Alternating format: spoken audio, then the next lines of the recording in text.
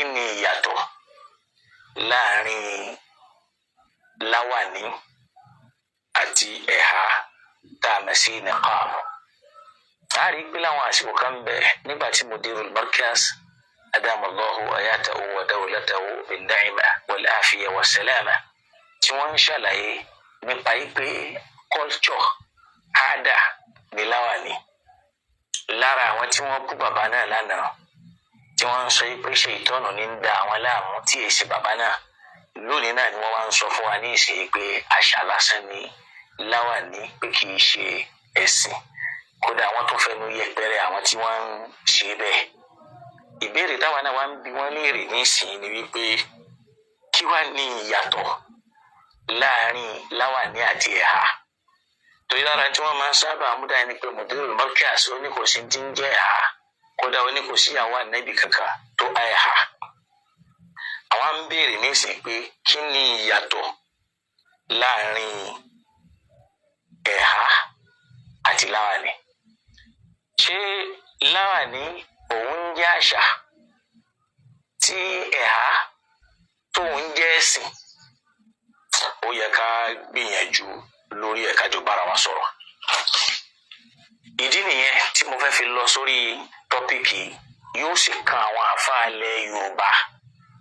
látara òréré pé ọ̀gọ̀rọ̀ àwọn àáfàá wa wọn ní ikhlas, wọn ní mímọ́ pẹ̀lú Ọlọ́run. kódà ìbẹ̀rù Ọlọ́run jìnnà sọ́pọ̀ wọn. kódà wọn kọ́ wa lẹ́kọ̀ọ́ rí láwùjọ wa tẹ́ fi máa bòsí tó ń lọ láwùjọ tọ́lọ́run ò sì fẹ́ kó rí bẹ́ẹ̀. bàbá Lágége Ọlọ́run ọba ò jẹ́ ká túbọ̀ pẹ́ fún wa, wọ́n sì túbọ̀ ní àlàáfíà tó péye. rí pé adúpẹ́ lọ́dọ̀ Ọlọ́run ò sì ní já bàbá náà ní tàmá. náà mi ò fẹ́ kí program yìí pẹ́, mo sì fẹ́ kẹ́ ẹ dákun ẹ bá wa share, so kẹ́ ẹ sì bá wa tẹ love and like. Ọlọ́run ọmọ love yìí náà yóò sì like yìí, yóò sì bá wa share orí fẹ́ yìí náà láyé àti lọ́wọ́. نعم، ما الفرق بين العمامة والنقاب؟ kí ni yàtọ̀ láàrin láwàní àti ẹ̀há nínú ayé nínú Islam àti lọ́run? a rí i pé gbogbo wa látijọ́ mọ̀ wípé al-imamatu 'adatun wa laysa 'ibada. àtijọ́ gbọ́ eré sí kódà lọ́dọ̀ àwọn àfa tí wọ́n ń wé àtàwọn tí ò wé. gbogbo wa lájọ mọ̀ wípé n tá à ń pè ní láwàní o àṣà ni, kìí ṣe ìjọsìn. eléyìí kíní kan ń bẹ láwùjọ àwọn àfa tí wọ́n ń pera wọn ní àfa alùsùnà. gbogbo ń táwọn àfa tí wọ́n kì í bá recognize, kò sí bí nǹkan yẹn ṣe lè dáa tó kìí ṣàrẹ̀ ẹ̀sìn. àmọ́ tí wọ́n bá fẹ́ràn kankan tí wọ́n gbé wọnú manhaj wọn, báwọn kí nǹkan ní òtí lálàáfíà tó wọ́n máa pè lẹ́sìn. ẹ̀rí pé ní ìsìn wọn ní láwàní pé àṣà ni. so ẹ̀há ń kọ́ ṣáṣà nìyẹn náà àbẹ́sìn. tí láwàní ò bá jẹ́ sìn, kí ló fẹ́ sọ ẹ̀há náà dẹ̀sìn? naam, mo wá fẹ́ lo ọ̀rọ̀ àfáwà Ibn Uthaymin rahimahullahu ta'ala tó jẹ́ nínú àwọn àfa àtàwọn àfàbà onísùnnà gbà fún. àfáwà sọ fún wa yìí pé libasul imama laysa bis-sunnah, kéèyàn máa wí láwàní kò sí nínú sunnah. àfáà Ibn Uthaymin ló sọ bẹ́ẹ̀. irú eléyìí náà làwọn babalágbé ní kọlọmbà wa ṣàlékún dáadáa fún àti ìdẹ̀ra làwọn náà mú dání pé láwàní iṣẹ́ sìn. naam, lakinnahu 'adatun, àmọ́ṣáwó àṣà ni. wọ́n gbà pé kọ́jọ ní láwàní. Ibn Uthaymin ni wàá tẹ̀síwájú, ó ní wa sunnatu li kulli insan an yalbasa ma yalbasu an-nas ma lam yakun muharraman. pé n ti ń jẹ́ sunna fún gbogbo ìran ènìyàn láyé náà ni kó máa wọ aṣọ tí wọ́n bá ń wọ̀ nínú wa ma lam yakun muharraman, lódiwọ̀n táṣọ yẹn kì í bá ṣe aṣọ yìí wọ̀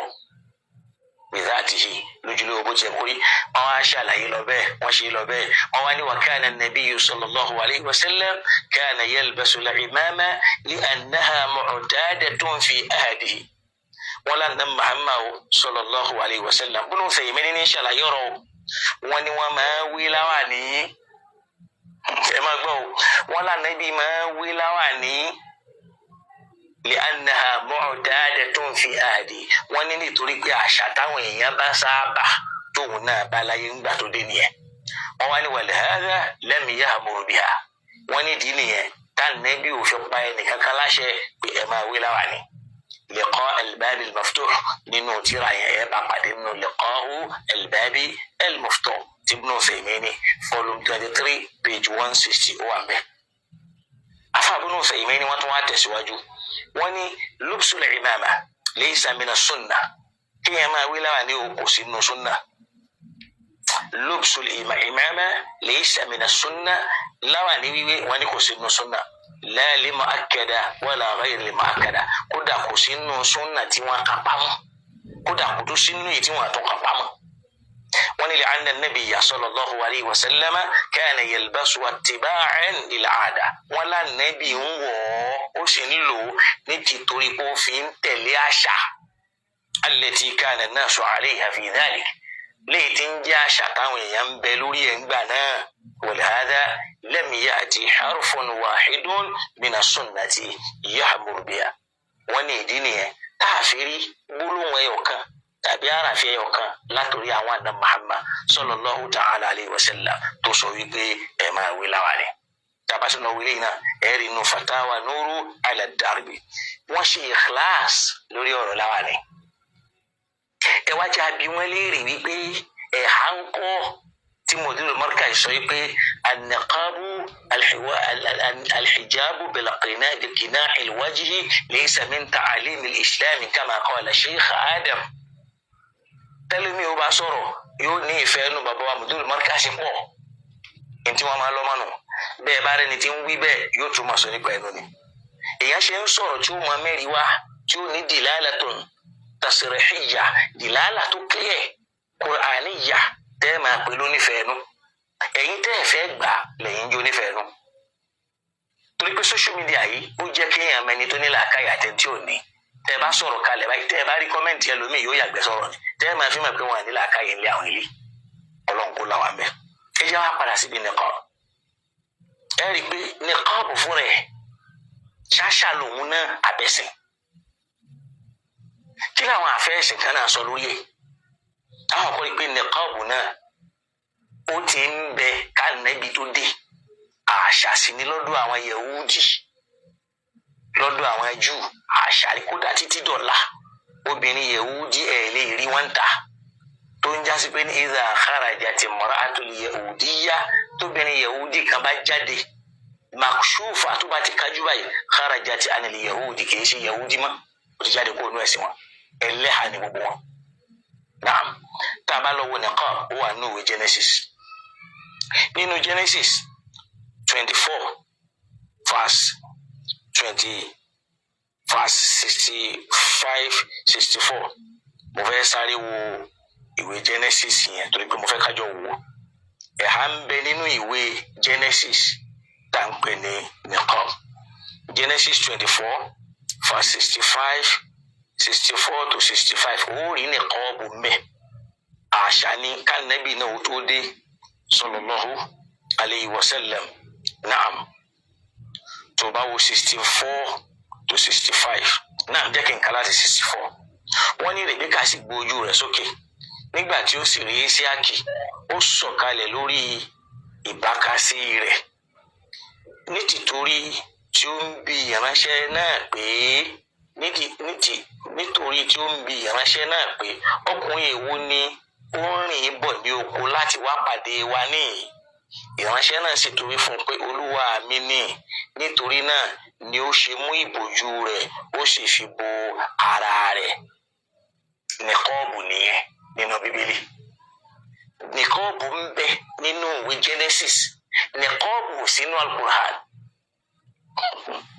nìkọ́ọ̀bù ń bẹ nínú Genesis àmọ́ nìkọ́ọ̀bù sí nínú Al-Qur'an látòkè délẹ̀ wọ́n lá nẹ́bí ò pa wá láṣẹ láwà ní wíwé ìjà nẹ́bí pa wá láṣẹ ojú bíbò torí pé lára tí wọ́n ń crucify babalágége sínú tí wọ́n máa sọ pé mọ́dá lóhùn ìfẹ́nu rẹ̀ pọ̀ ń dàlúrú ń dẹ̀síru látara pé wọ́n kórìíra bàbá yẹn wọ́n sì kórìíra òótọ́ ìmọ̀ bàbá yẹn ti dàgbà ju bí wọ́n ti rò lọ. ogun tí wọ́n sì já Sheikh Adam látànáwá ogun yẹn náà ni wọ́n sinmi ìwọ̀n gbé síwájú tẹ́ fi mọ̀ pé èyí tó pọ̀ jù nínú àfàlẹ̀ Yorùbá alábòsí ni wọ́n máa rí inú fídíò yìí ẹ yá wa lọ sórí niqab lọ́dọ̀ sharia àti nínú Islam. àwọlà kí là ń pè ní sharia? sharia ni tó jásí pé Ọlọ́run fúnra rẹ̀ ló ṣàrá rẹ̀ sínú al-Qur'an tó wá fi sáwọn àdán Muhammad kó máa jẹ́ wáhíù sáwọn ọmọlẹ́yìn rẹ̀, gẹ́gẹ́ bí Ọlọ́run ti ń sọ fún wa yìí pé uhiya ilayya hadha al-Qur'an, Ọlọ́run fi Qur'an yìí ránṣẹ́ sí mi li unzirakum bihi kó máa jẹ́ wí tá a máa fi kì í nílọ̀ wa man balagha àti gbogbo àwọn tí wọ́n tún bí lẹ́yìn tí ń bá lọ. so ìyẹn fi hàn pé al-Qur'an yìí òun gángan ní kókó ìwé tá à ń pè ní sharia, tá a máa rí pé shara'a lakum min ad-din shara'a Allahu lakum aw shara'a ja'alnaka ala shari'a. al-Qur'an là ń pè ní sharia, in tó bá ti nù Qur'an jáde là ń pè ní shari'atun, kì í ṣe táwọn àfáà sọ. Naam, an-niqab fardun am sunnah? ṣé niqabu náà ṣọ́ran ẹ̀yàn lòun náà tàbí sunna? gẹ́gẹ́ bí láwàní náà tá à ń sọ wípé sunna kọ́ àṣà ni, kí ni ìdáhùn tiẹ̀ náà? a rí i pé hunaka al-kathiru min al-a'ra'i li-'ulama'i ad-din mashhudin lahu wa lam ya'tabaru anna an-niqaba wajibun bal i'tabaruhu mujarradun 'ada. ọ̀pọ̀ àwọn onímọ̀, ọ̀pọ̀ àwọn làákàyè ló ti wá látọ̀dọ̀ àwọn onímọ̀ ẹ̀sìn mashhudin láwọn àfáà tó lámìláka tó gbajúmọ̀. wa lam ya'tabiru anna an-niqaba wajibun, kò sẹ́nìkan nù wọn tó pé tí wọ́n sọ wípé niqabu yìí ọ̀ranyàn ni. kí là ń pè lọ́ranyàn? ma faradallahu ala ibadi, ìntọ́lọ̀ ń pè lọ́ranyàn lórí àwọn ẹ̀dẹ́. kàṣọ́mi Ramadan Ọlọ́run dìídì fún wa ní àyà ni. ó ní yá ayyuhal ladhina amanu kutiba alaykumus siyamu kama kutiba ala alladhina min qablikum hadha fardun aqimus salata wa atuz zakata fardun. Ọlọ́run tí máa mú wá nìyẹn. so ọ̀ranyàn Ọlọ́run ní máa pàṣẹ, ẹlòmíì lè pàṣẹ. alhajju fardun lil mustati', az-zakatu fardun lil mustati', as-salatu fardun likullin. ọ̀ranyàn Ọlọ́run ni. ẹja bíra wa léèrè yìí pé ṣé kéèyàn bójú ẹ̀há yẹn náà ṣé ọ̀ranyàn ní látọ̀dọ̀ Ọlọ́run gẹ́gẹ́ bí ìyọ̀n? ṣé ọ̀ranyàn ní lọ́dọ̀ Ọlọ́run gẹ́gẹ́ bí ìsàká? ṣé ọ̀ranyàn ní lọ́dọ̀ Ọlọ́run gẹ́gẹ́ bí hajj? ṣé ọ̀ranyàn ní lọ́dọ̀ Ọlọ́run gẹ́gẹ́ bí àwọn wajibat tọ́lọ́run pa wá láṣẹ? kájọ bíra wa léèrè. tó bá wá jọ ọ̀ranyàn ní ẹjẹ́ amú àyà tó sọ ọ́ ọ̀ranyàn nínú Al-Qur'an nìyẹn, ẹjẹ́ amú wa. so à ń fẹ́ yẹ àálẹ̀ fún òye ṣàṣà, a fẹ́ sọ yìí pé láwà níyẹn àṣà ni, lóòótọ́ là nẹ́bí ìwé ibi tí mò ń lọ lọ́dọ̀ nù. náà nínú àwọn àfáà tí wọ́n wá sọ̀rọ̀ lórí ọ̀rọ̀ niqab tẹ́ ń pè ní ẹ̀há ni pé Muhammad Sayyid Tantawi Sheikhul Azhari, àwọn àfáà yóò máa ṣe bíi pé àwọn ò gbọ́. qal àfáà wa sọ yìí pé inna an-niqaba 'adatun wa laysa 'ibadatun. àfáà wa Sheikh Tantawi Sayyid Tantawi nínú àwọn tí wọ́n ti lọ tí wọ́n jẹ́ Sheikhul Azhari wọ́n sọ fún wa yìí pé inna an-niqaba, niqabu tẹ̀rí wo 'adatun àṣà lòun náà bíi láwàní wa laysa 'ibada, kìí ṣe ẹ̀sìn, kìí ṣe ìjọsìn téèyàn fi sọ pé èèyàn ń ṣe fún Ọlọ́run, ò ń ṣe fúnra rẹ̀ ni. ó ní falam yarud bihi ayyu nassin qur'aniyyin, lam yurid bihi ayyu nassin qur'aniyyin aw hadithin. wọ́n ní kò sí àyà ẹyọ kan nassin qur'aniyyin, kárí nọ́ọ̀sù Qur'ani kan àwọn nọ́ọ̀sù hadithu kan nabawiyyin sahih tó jẹ́ tànà Muhammad tó lálàáfíà tó sọ fún wa pé ẹ̀há náà ọ̀ranyàn ni. afáàlárí eléyìí ni ọ̀rọ̀ Sayyid Tantawi Sheikhul Azhar pé inna an-niqaba 'ada wa laysa 'ibada, ẹ̀há náà àṣà ni kì í ṣe ìjọsìn. falam yarid bihi ayyu nassin qur'aniyyin aw hadithin nabawiyyin, kò sí àyà Qur'ani kan tá a lè rí mú wa lórí ẹ̀. bẹ́ẹ̀ náà ni ò sí nassu hadithu kan tó wá látọ̀dọ̀ àná Muhammad tá a wà sọ pé eléyìí ọ̀rọ̀ tó lálàáfíà ni o, tá a máa sọ wípé ọ̀ranyàn ni. tá a bá padà sí ọ̀dọ̀ Sheikh Ahmed Al-Ghamidi, afa Sheikh Ahmed Al-Ghamidi wa huwa ar-ra'isu li hay'ati Makkah, òun jẹ́ olórí ẹ̀ka ìgbìmọ̀ Makkah níbi ọ̀rọ̀ ẹ̀sìn nígbà táwọn ń bẹ. àwọn làwọn dájú ilé wọn ni anna an-niqaba laysa min al-islam, anna an-niqaba laysa min al-islam kama qala innahu yumkin an tad'a al-mikyaja. kódà afa tó bá débẹ̀ wa adafa أن النبي صلى الله عليه وسلم لم يأمر المرأة أن تغطي الوجه. أفا مكة لسويلي وني النقاب تريه ليس من الإسلام كسنين الإسلام. إذا أردت أفا الغامدي سوي كيلو في ياتو سيورو مدير المركز ṣáwọn tí wọ́n ń takò mọ̀dúró markaz wọ́n kú wọn àṣìláyé nígbà tí Al-Ghamidi ń sọ ilé yìí.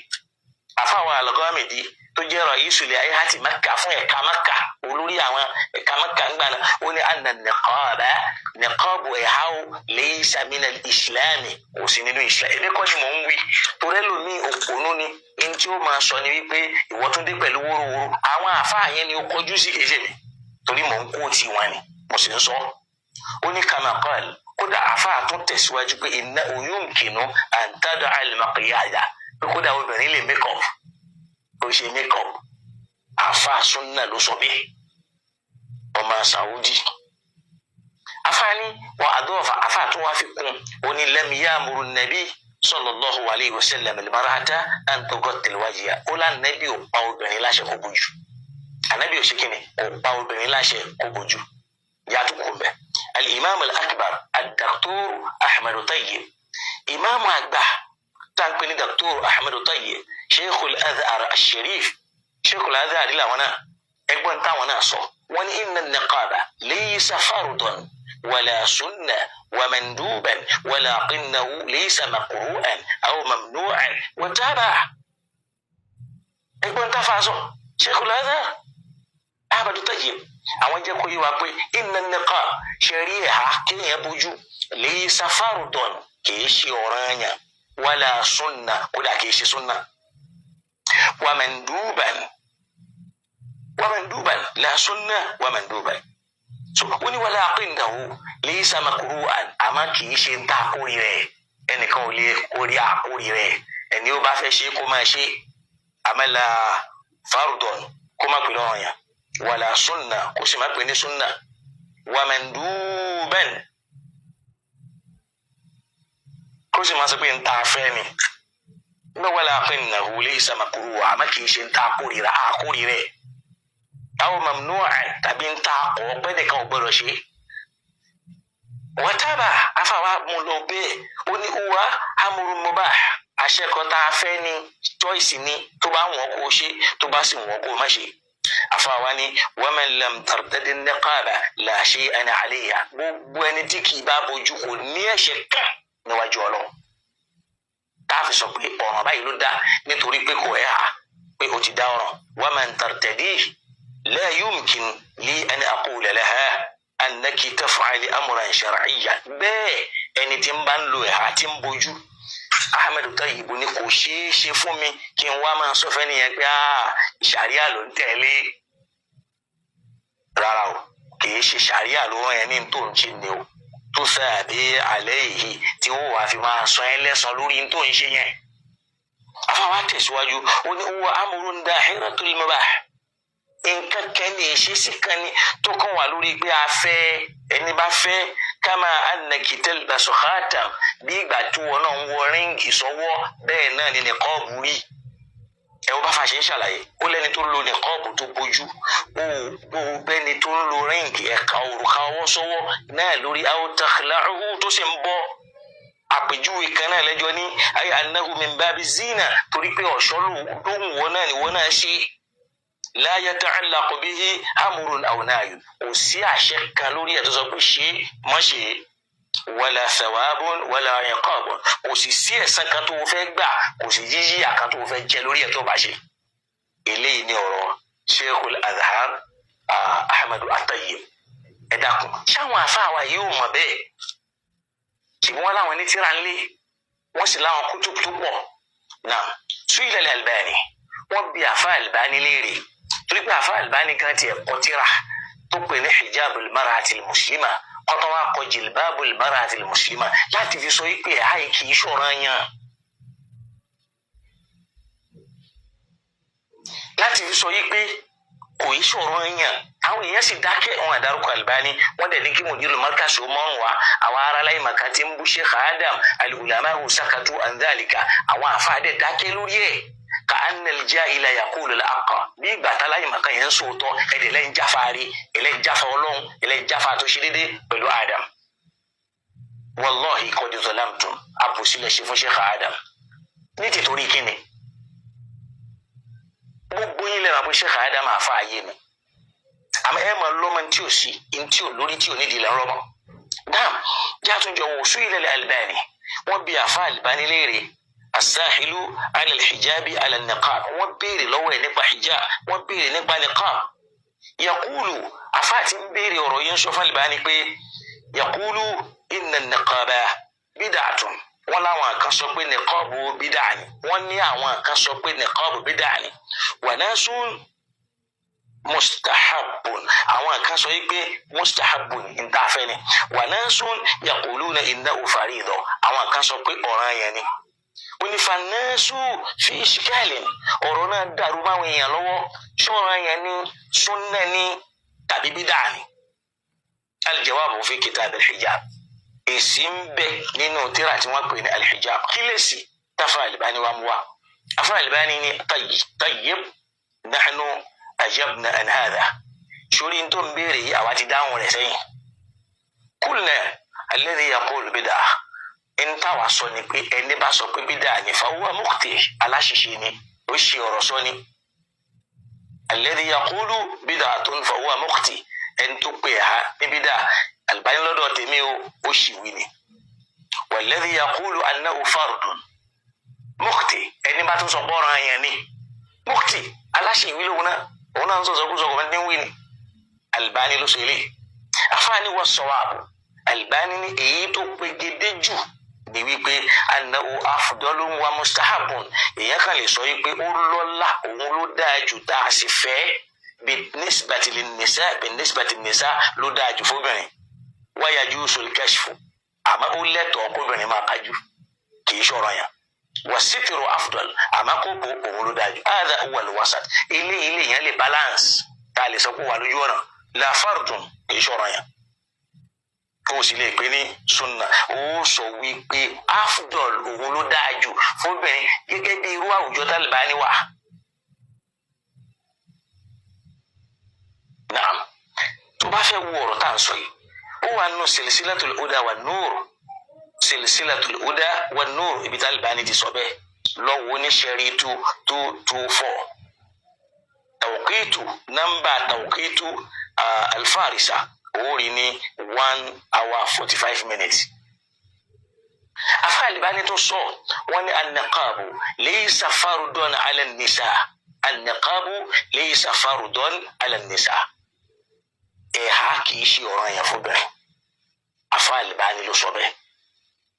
tọrọ yìí bá wá rí bẹ́ẹ̀ kí wá ló dé ńgbà tí Mudirul Markaz ń sọ̀rọ̀ yìí kí ló dá àwọn afa alẹ́ Yorùbá lákẹ́ kí ló dá àwọn àfàlẹ̀ Yorùbá lákẹ́ nílùú Ìlọrin nílùú Ìbàdàn nílùú Ìwó nílùú Ẹdẹ ní gbogbo àwọn ìlú tó jẹ́lẹ̀ Yorùbá táwọn afẹ́ẹ̀sìn pọ̀ ńbẹ tí wọ́n yìí sì ṣọkọ ẹlẹ́yà nílọrin fúnra rẹ̀ àmọ́ àwọn àfáà tí wọ́n jó ń súnà tí wọ́n gbé súnà dání táwọn ò ní fẹ́ gba aráàlú yẹn wọlé tẹ́ bá dẹ̀ bí àfáà wa Bùnbáàsì léèrè àwọn máa mú fàtiwá wá wọn máa lo àyà Kùránì tí ó takò fàtiwá wọn táfà àfáwà Bùnbáàsì wọn bá fẹ́ sọ̀rọ̀ àníìsì àyà tí ò ní í ṣe pẹ̀lẹ́ àní wọn lọ mú wọn ní ọ̀ràn yẹn ni wọn wà ní sasa'altumuhunna mata'an fas'aluhunna min wara'i hijabin àfa àgbà gbogbo ayé nu súnà wọn sọ̀rọ̀ mi àyà tí ò ní í jọ ọ̀rọ̀ yẹn ni wọn mú sí ní tìtorí pé wọn fẹ́ tẹ́ ìfẹ́ inú wọn lọ́rùn. ìbéèrè tó wá ń yẹ èmi lẹ́nu ni pé irú àwọn bàbá alágbèéni kọlọ̀njárí wọn pẹ́ tí wọ́n takò Mudirul Markaz lórí ọ̀rọ̀ ẹ̀há ṣé wọ́n rí pé àṣà ni wọ́n takò lórí láwàní ṣé wọ́n àmọ́ ń gbà náà pàṣà ni ọ̀rọ̀ láwàní àti ẹ̀há ìyàtọ̀ kankan ò sí láàrin wọn àmọ́ torí pé ẹ̀yin nífẹ̀ẹ́ sí nínú mẹ́nájú tí ẹ̀yin fẹ́ sọ yẹn dọ̀rọ̀ yàn áyà tó sọ dọ̀rọ̀ yàn dà èmi náà bí mo ti wà yìí mo ìyá ẹlẹ́yà ní ìyá mi wallahi fámìlì ìwà ẹlẹ́yà ló pọ̀ jù àwọn àbúrò tí mo ní lẹ́lẹ́yà wọ́n lé ní 12 kódà mo máa ń sọ fáwọn èèyàn mi kódà bújìnì ni mo róbìnrin kan tó wù mí tó fẹ́ràn láti yẹ ha òun ni ó bójú kì í ṣe mi ò rí wàhálà ń bẹ̀ àmọ́ mi ò wá nítorí ẹ̀sọ́ dọ̀rọ̀ èèyàn fáwọn èèyàn ara kẹ́sìbùn irọ́ tọ́lọ́run dẹ̀ ń sọ fún anáwó la yuflihu innal ladhina yaftaruna ala Allahi al-kadhiba la yuflihu àwọn tí wọ́n bá ń parọ́ mọ́ Ọlọ́hun ò ní jèrè aláṣà ní méjèèjì kí lẹ fẹ́ kú lórí ìtọ̀hún sí tẹ́ ẹ ní kí bàbá ó múrí wá tẹ́ wá ń sọ ní ìsìn pé tẹ́ wá tó ń yẹ̀yẹ́ àwọn tí wọ́n ń wé àwọn àfáà tẹ́ kọ́kọ́ lọ́dọ̀ wọn tẹ́ mú lọ́dọ̀ wọn tẹ́ wá lẹ́ẹ̀ fi wọ́n lẹ̀ èyí tẹ́yìn náà tó ń wé yẹn gan kí ló sì fa ni pé àwọn alùsùn náà wọn kì í wí láwàní àwọn kan ń daṣọ borí ni àmọ́ àwọn ìlú míì tó yàtọ̀ sí Saudi láwàní yẹn ọ̀ṣọ́ ní lọ́dọ̀ tiwọn bẹ́ẹ̀ náà ni nìkọ́ọ̀bù tẹ̀ ń pèlẹ́ àyínà rí àṣà ní lọ́dọ̀ táwọn náà léni lè wá ń sọ páṣà ni kódà ó ń gba àsìkò àwọn ẹlòmíì ó lè gba àsìkò wọn èyí tí ó fi wé nì yóò ti kọ́kọ́ fi ṣe nǹkan mi rántí wákàtí àwọn bàbá yẹn ń dágbà táwa ń kékeré bí mo ti wà yìí mo lè jẹ́ zumora mo lè jẹ́ àdàbí mo lè jẹ́ markazi kò sí tí ẹ ṣe tèmi bẹ́ẹ̀ àwọn àgbàlagbà wọn sọ pé ọmọ tí a kọ́ ní kéwù tí ń fi ní ṣakọ́ kìí ṣe pé kódò ní yẹ̀yẹ́ padà ṣe bọ́ọ̀lù ọ̀hún pẹ́ṣùlẹ̀ kódò dọ́ta wa ẹran tí àná ibi tẹ́ ti ń bọ̀ odò tó bá gbàgbé orísun ọmọ ẹgbẹ́ ni èèyàn gbọ́dọ̀ máa sọ̀rọ̀ tí ò dá síbẹ̀ torí pé Islam ò fẹ́ ẹ̀yin ń bàbàrà pé pé ẹ̀sìn ní ń bo ló ti jẹ́sìn tí wọ́n bá sì mú ẹ̀rí wá ògàn ló fẹ́ já wọlé sórí kìnìún mi tí wọ́n bá mú ẹ̀rí wá wọ́n ní ẹ̀rí Kùránì yìí wọ́n ìwájú á béèrè lọ́dọ̀ wọn yìí pé ẹ̀rí wo ló sọ fún wa nínú Al-Kùránì yìí pé ọ̀ràn yẹn ni tàbí kán fún wa nínú sùn kan láti inú àdìsí tó sọ yìí pé ẹ̀yin obìnrin ẹ máa bójú tó sọ fún wa nínú Al-Kùránì pé ẹ̀yin obìnrin ẹ máa bójú èmi náà ṣàríà ni ẹnu ń tẹ́ ẹ lè rí nínú sùn lọ́dọ̀ àná Muhammad sallallahu náà lèyí tó takojú bíbò nì kan Nabi sallallahu máa ń sọ yìí pé la tantaqibil mar'atu al-muhrima obìnrin tó bá wà nínú ìrámù gbọ́dọ̀ bójú kó ló tún ní wala talbisul qafazayni kódà kó má wọ ìbọ̀wọ́ sọ́wọ́ àdísù ẹyọ kan tó wá lórí niqab látòrí àwọn àná Muhammad sallallahu ta'ala lórí ẹ̀hà ní la tantaqibil mar'atu al-muhrima obìnrin tó bá ń ṣe ìrámù kó má bójú torí pé àṣà tiwọn ni lọ́dọ̀ wọn mo sì sọ ń jò ní mo ní àṣà niqab yìí ó ti wà lọ́dọ̀ àwọn Lárúbáwá kàdé Muhammad sallallahu ta'ala alayhi wa sallam kó tó dé mo ṣàlàyé ẹ̀ mọ́rọ̀ ń jò ní kódà ẹ máa rí nínú àlàyé ẹ kàn rí pé àwa mùsùlùmí Ọlọ́run ní kò síjú àánú wa àbòsí wa pọ̀ àbòsí ó ní agbára lọ́dọ̀ wa ẹ rí pé à ń sọ ìyàtọ̀ wà láàrin jìlìbáàbù aljìlìbáàbù aṣọ tóbìnrin máa ń wọ̀ tí máa kárí ara ẹ̀ ní gáàùn ni wọ́n ń pè ní jìlìbáàbù gáàùn ni wọ́n ń pè ní jìlìbáàbù wọ́n fúnra ẹ lọ wò èyí tí wọ́n ń pè ní aljìlìbáàbù wàsáwùbù alwasa yughati jami albadan òun laṣọ tó fẹ̀ tó gbogbo ara jàlábíà jìlìbáàbù ni wọ́n ti ń wọ̀ ọ́ ká nẹ́bí tó dé kìí kí nẹ́bí ló mú wa ṣé ní kìí kalẹ̀ lọ́lọ́ ni yudnina alayhinna min jalabibihinna kọ́ jẹ́ káṣọ yẹn kalẹ̀ lára wọn zalika adna an yu'rafna ìyẹn ni ó jẹ́ ká máa bọ́mọlúwàbí ní wala yuzayna wọn ní dá wọn láàmú kódà bí yẹn bá ṣe lẹ́sìn tó bá wọṣọ tó yáàyè wọn ní dá láàmú. so tó bá sì wo al-khimar mo ṣàlàyé nígbà pé ní khimar òun lè díjà sí pé ní orí ni wọ́n máa fi bò mọ́rùn Al-Qur'ani gan mu wánu suratu Nur 31 waliyadribna bi khumurihinna ala juyubihinna wọn jọra wọn ló fi já sí pé wọ́n máa ń sábà lo khimar léyìí tí wọ́n bá ti rán mọ́ orí mọ́ jilbab wọn ní pè yẹn jilbab wọ́n pè ní khimar alhijabu kọ́tíìnì tí wọ́n máa ta sójú wíńdò tí wọ́n máa ta sẹ́nu ọ̀nà là ń pè ní alhijab hadha huwa ma qala shaykhuna al-mudir tí mudir ń sọ nìyẹn wọ́n dẹ̀ ṣe bíi pé kò yí àwọn wọ́n dẹ̀ bẹ̀rẹ̀ sí ní àtàkì personalities gbogbo ẹni tọrọ òtọ́ sí lẹ́nu náà ni ẹ dákun gbogbo àwọn kámílù àdàbí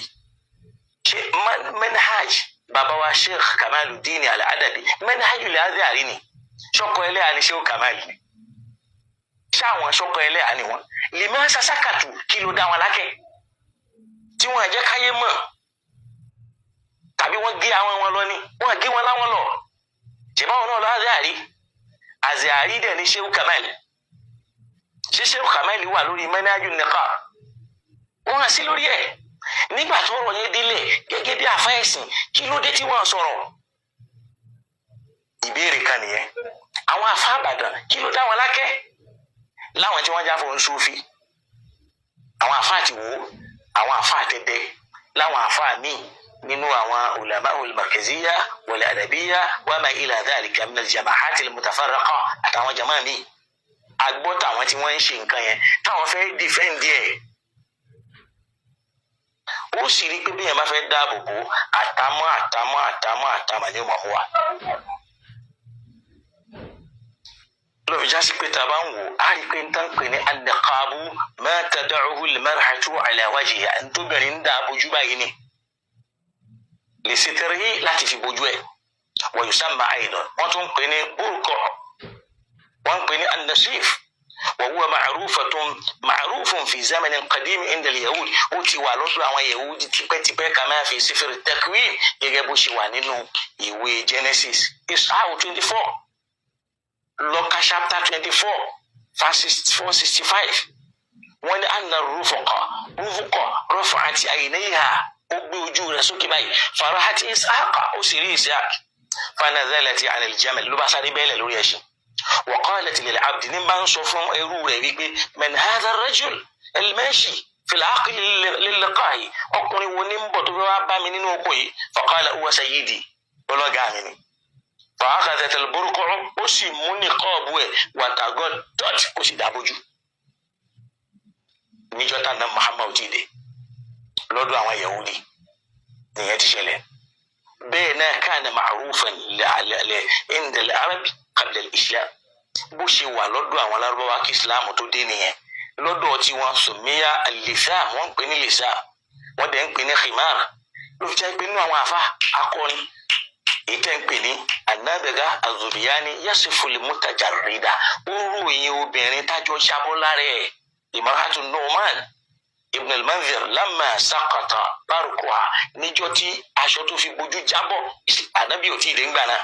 wàyí amaratun ala majlis ar-rijal ó ń kọjá lọ níbi táwọn ọkùnrin jókòó sí aṣọ tó fi bójú ló wá jábọ́ lọ́dọ̀ àwọn alárùn pé àṣà ni afáwárò yẹn pé saqata an-nasifu walam turidi isqatahu fatanawalatuhu والتقطنا باليد afasọbẹ ó ní sàpátà nàṣífù aṣọ bójú rẹ̀ ó jábọ́ lára rẹ̀ wọlé nítorí dín iṣẹ́ pátá hún kìí ṣe pé òun náà gbà á lérò kó jábọ́ fatana wàlẹ tí hùn ló wá fẹ́ mú wá tàbátìnà bìlíyẹdì lọ́wọ́ wá pàdé ọwọ́ òun fẹ́ mú wọ́n fẹ́ bá a mú lọ́wọ́ pàdé ọwọ́ ilé ìyá àkọọ́lẹ̀ tó ti ń bẹ ká nẹbí ò tó dé ni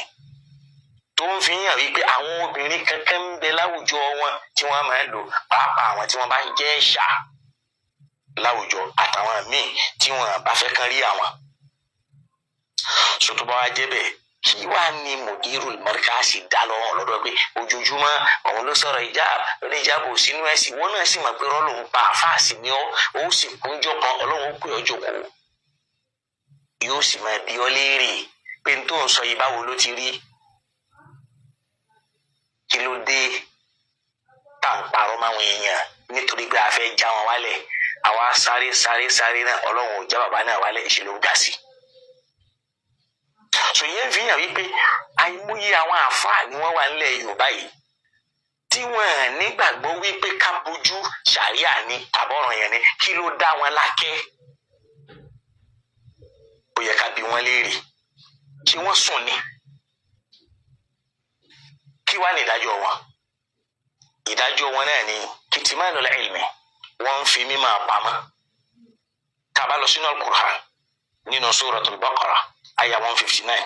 ọlọ́ni innal ladhina yaktumuna ma anzalna minal bayyinati wal huda min ba'di ma bayyanahu linnasi fil kitabi ulaika yal'anuhumullahu wa yal'anuhumul la'inun. ọlọ́ni àwọn tí wọ́n máa fi òtítọ́ tá a sọ̀kalẹ̀ pamọ́ minal bayyinati nínú àwọn clarifications àwọn explanations wal huda àtọ̀rọ̀ tó jẹ́ ìmọ̀ràn látọ̀dọ̀ Ọlọ́run pé bọ́lọ̀ ti wí nǹkan rẹ̀ rí min ba'di ma bayyanahu linnas lẹ́yìn táwọn Ọlọ́run ti ṣàlàyé ẹ̀ fáwọn èèyàn sínú al-Qur'an fil kitabi. ó láwọn tán bá pamọ́ tí wọ́n lè sọ ulaika yal'anuhumullah àwọn ilé Ọlọ́run máa gégùn lé wọn. gbogbo àfáà tí wọ́n ń dákẹ́ ní iṣẹ́ bílé ni wọ́n níbi tó dúdú bá lè dé tí wọ́n lè sọ. àmọ́ tó bá wá débi ká tako mùsùlùmí markaz kó wọ́n máa jáde ó wà máa kú. ẹ̀ mú èébú ẹ̀ sọ̀dọ̀lá ẹ̀ sì mú ìmọ̀ ẹ̀ ń tẹ̀mọ́lẹ̀ Ọlọ́run ní sọ yìí ó ní wa yal'anuhumul la'inun gbogbo ibi tí wọ́n bá ti ń ṣépè láyé lè ó sì máa jẹ́ tiwọn. ìwọ náà ṣe fún o kì í ṣe ìwọ náà ṣe fún o gbogbo ibi tẹ́pẹ́ bá ti ń wá láyé látara kó ń dákẹ́ nígbà tọ́rọ̀ yẹn ń ṣẹlẹ̀ yẹn wọ́n máa ṣépè fún ọ. láti wá ara àwọn wèrè kankan nínú àwọn majaninul markaziyya àwọn ọmọkọ́mọ làwọn náà ń bọ́ ta tí wọ́n ní mú ìsọkúsọ mọ̀dúró markaz pọ̀ ó mọ̀ pé Sheikh Adama ló ń sọ bẹ́ẹ̀ torí pé tíra Sheikh Adama ló kà ọ̀rọ̀ Sheikh Adama ló sì sọ ó sì fẹ́ rí lé. kí ló dé torí pé ẹ fẹ́ jẹ́ èèyàn Ọlọ́run ní máa ń sọ̀yàn dé èèyàn. ẹ lọ gbogbo ìròyìn tí wọ́n fi ń kan mọ̀dúró markaz láyé ẹ lọ àwọn tí wọ́n ń sọ bẹ́ẹ̀ rí pé ìròyìn yẹn wà lára wọn láti bani lórúkọ jẹ́. káwá kó bẹ́ẹ̀ àyà Kùránì nìyẹn níbi máa fi òtítọ́ pamọ́ al-mal'un àwọn tó lọ ń ṣe bílé ní máa ṣe bẹ́ẹ̀ gbogbo àwọn àfáàlẹ̀ Yorùbá tí wọ́n dákẹ́ ṣé mudirul markaz nìkan láfáàlẹ̀ Yorùbá tó mọ nǹkan yẹn.